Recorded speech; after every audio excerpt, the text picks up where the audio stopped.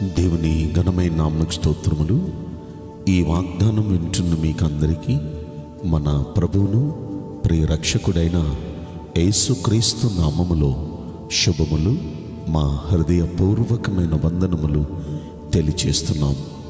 ఈరోజు దేవుని వాగ్దానం 2వ కొరింథీయులకు రాసిన పత్రిక 6వ అధ్యాయము 2వ వచనం. నీ మొర్ర ఆలకించితిని, రక్షణ దినమందు నిన్ను ఆదుకొంటిని. ఈ మంచి వాగ్దానం మన మంచి దేవుడు మనందరి పట్ల నెరవేర్చునుగాక. ఆమేన్. ఈ వాగ్దానం మన పట్ల నెరవేరాలంటే మనం ఏం చేయాలి? ఒక్కసారి మనం ఆలోచిస్తే 14వ వచనం నుండి 18వ వచనం వరకు ఇదే అధ్యాయంలో ఈ మాటలు చెప్పినారు. ఆ ప్రకారం మనం జీవించాలి.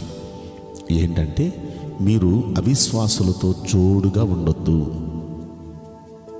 అంటే విశ్వాసం లేని వారితో మనం జోడుగా ఉంటే మన విశ్వాసం సన్నగిలిపోద్ది. అక్కడ ఏమంటారంటే, నీతికి దుర్నీతితో ఏంటి సాంగత్యం, చీకటికి వెలుగుతో ఏంటి పొత్తు. మనం దేవుని పిల్లలం. దేవుని పిల్లలతోనే మన సహవాసం ఉండాలి. మనం విశ్వాసులం. విశ్వాసం కలిగిన వారితోనే మనం సహవాసం కలిగి ఉండాలి. అలా మనం సహవాసం కలిగి ఉంటే మన గురించి అంటున్నాడు, మనం జీవం గల దేవుని ఆలయమై ఉన్నాం. మనం దేవుని ఆలయం. మనలో దేవుడు నివసిస్తున్నాడు, మనలో దేవుడు సంచరిస్తున్నాడు. అయితే ఆయన మనలో ఉండి, మనలో నివసించి, మనలో సంచరిస్తూ, మనకి దేవుడిగా ఉండి ఆయన ప్రజగా మనల్ని స్వీకరించాలంటే మనం ఎలా ఉండాలంటే ప్రత్యేకంగా ఉండాలి. ప్రత్యేకంగా అపవిత్రమైన వాటిని ముట్టడం, అపవిత్రమైన మాటలు మాట్లాడటం, అపవిత్రమైన కార్యాలు చేయటం, అపవిత్రమైన ఆలోచనలు ఆలోచించటం, అపవిత్రమైన వాటిని చూడటం, మనల్ని మనం అపవిత్రపరచుకోకూడదు. మనం దేవుని పిల్లలం, మనం దేవుని మందిరం, మనం దేవుని ఆలయం, దేవుని సొత్తు మనం అని ఒక ప్రత్యేకించబడిన జనాంగంగా మనం ప్రత్యేకంగా జీవించాలి. మనల్ని చూచిన అనేకులు ఏమనుకోవాలంటే, వాళ్ళు మనతో కలవరు, వాళ్ళు ఒక ప్రత్యేకం, వాళ్ళ మాట తీరు, వాళ్ళ పద్ధతులు, వాళ్ళంతా ఒక ప్రత్యేకం. వారు పొరపాటున వారు తప్పటడుగు వేయరు.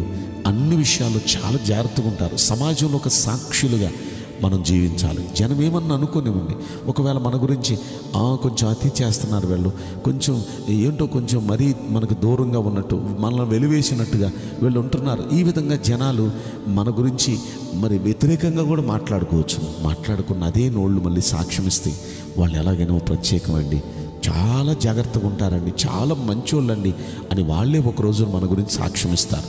అలా మనం ఒక ప్రత్యేకంగా అన్య జనాంగం మధ్య మనం ఉండాలి. లోకంలో అవిశ్వాసులుగా, లోకస్తులుగా ఉన్న వారితో మనం ఒక ప్రత్యేకంగా మనం ఉంటూ అలా మనం కాపాడుకుంటే మనకు ఆయన దేవుడుగా ఉంటారు. దేవుడు అంటే అర్థం, కష్టం వస్తే ప్రభువానంగానే ఆదుకుంటారు ఆయన. అంత మాత్రమే కాదు, మనల్ని ఆయన ప్రజగా, వీళ్ళ నా వాళ్ళు, నా ప్రజలు అన్నట్టుగా ఆయన ప్రజలుగా స్వీకరిస్తాడు. అంత మాత్రమే కాదు, కింద ఇంకో మాట అంటాడు, నేను మీకు తండ్రిగా ఉంటాను, మీరు నాకు కుమారులుగా, కుమార్తెలుగా ఉంటారు అని చెప్తున్నారు. అంటే మనకి తండ్రి స్థానంలో ఆయన ఉండి ఆయన కుమారులుగా, కుమార్తెలుగా స్వీకరిస్తే ఎలా ఉంటుంది? సపోజ్ ఒక మాట, ఎవరైనా బయట పరాయి పిల్లలు గొప్పమని పడిపోయారనుకోండి, వారికి దెబ్బ తగిలింది అనుకోండి, స్పందిస్తాం మనం. కానీ పరిగెత్తుకొని వెళ్ళి మన పిల్లల గురించి స్పందించినట్టుగా, మన పిల్లల విషయంలో మనం డబ్బులు ఖర్చు పెట్టి వారికి మనం సహాయపడినట్లుగా పరాయి వేరే పిల్లల విషయంలో అంత మనం చేయం. పిల్లలు వారి గురించి కొంచెం బాధపడతాం, ఏదో కొద్దో గొప్ప వారికి సాయం చేయడానికి ప్రయత్నం చేస్తాం. కానీ మన పిల్లల విషయంలో మనం బాధపడినట్టుగా, మన పిల్లల విషయంలో మనం స్పందించి మన పిల్లల కోసం డబ్బులు ఖర్చు పెట్టినట్టుగా వాళ్ళ విషయంలో మనం చేయలేము. ఎందుకంటే వారు మన పిల్లలు కాదు. ఈ రోజున ప్రభు మనతో మాట్లాడుతున్నారు. మనం ప్రత్యేకంగా ఉంటూ మన మాట, మన పద్ధతులు, మన పనులు, మన ఆలోచనలు, మన చూపులు అన్నీ మనం ప్రత్యేకంగా ఉండగలిగితే మనకు ఆయన తండ్రిగా ఉండి ఆయన పిల్లలుగా మనల్ని ఆయన చేర్చుకుంటాడు. అప్పుడు ఈ వాగ్దానం ఖచ్చితంగా మన పట్ల నెరవేరుద్ది. ఏంటి ఆ వాగ్దానం? మన మొరలన్నీ ఆయన ఆలకిస్తారు. మనం ఏది కావాలని మొరపెట్టినా మన మొరలు ఆయన ఆలకిస్తారు. అంత మాత్రమే కాదు, మనల్ని రక్షించే ఆ దినం వచ్చినప్పుడు మనల్ని ఆదుకుంటారు ఆయన. బైబిల్ గ్రంథంలో మీకు అందరికీ తెలుసు, షడ్రక్ మేషక్ అబేద్నెగో అలా జీవించారు. దానియేలు అలా జీవించాడు కాబట్టి వారు ఏది మొరపెట్టినా దేవుడు వారు మొర ఆలకించారు. వారిని అందరూ ఏకమయ్యి షడ్రక్ మేషక్ అబేద్నెగోనేమో అగ్నిగుణంలో వేస్తే దేవుడు అగ్నిగుణంలో షడ్రక్ మేషక్ అబేద్నెగోని ఆదుకున్నాడు. దానియేలు సింహాల గుహలో వేసేస్తే దానియేలు దేవుడు ఆదుకున్నాడు. అంటే కష్టకాలంలో ప్రపంచమంతా మనకి ఏమైనా చేయాలనుకున్నా ఆ టైంలో మనల్ని ఆదుకుంటాడు. ఆయన మనల్ని ఆదుకుంటాడు. ఈ వాగ్దానం విన్న ప్రతి దేవుని బిడ్డకు దేవుడు కష్టకాలంలో మిమ్మల్ని ఆయన ఆదుకునుగాక. మీ ప్రతి మొర ఆయన ఆలకించి అంగీకరించునుగాక. అలా ఆయన చేయాలంటే మనం ప్రత్యేకంగా ఉండాలిగా. దేవుని పిల్లలకు తగినట్లుగా మనం ప్రత్యేకంగా ఉండాలిగా.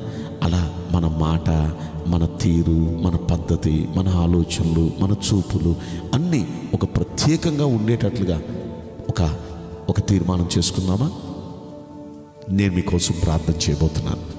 పరిశుద్ధుడా, ప్రేమగల యేసురాజా, మీ పరిశుద్ధ బంగారు పవిత్రమైన నామమునకు నిండు మనసుతో కోట్ల కొలదిగా స్తుతులు స్తోత్రములు వందనాలు చెల్లిస్తున్నాం.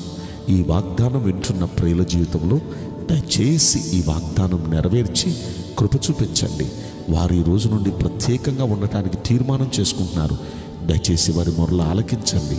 దయచేసి కష్టకాలంలో వారిని ఆదుకోండి, వారికి సహాయం చేయమని మా ప్రార్థనలు విన్నందుకు నీ బిడ్డలందరినీ మీరు ఆదుకొని వారి మొరలు ఆలకిస్తున్నందుకు కోట్ల కొలదిగా కృతజ్ఞతా స్తోత్రములు చెల్లిస్తూ నజరేయుడైన యేసుక్రీస్తు ప్రశస్తమైన నామములో మిక్కిలి వినయముతో ప్రార్థించి బ్రతిమలాడి వేడుకుంటున్నాం ప్రియ పరలోకపు తండ్రి. Amen. May God bless you all. Thank you.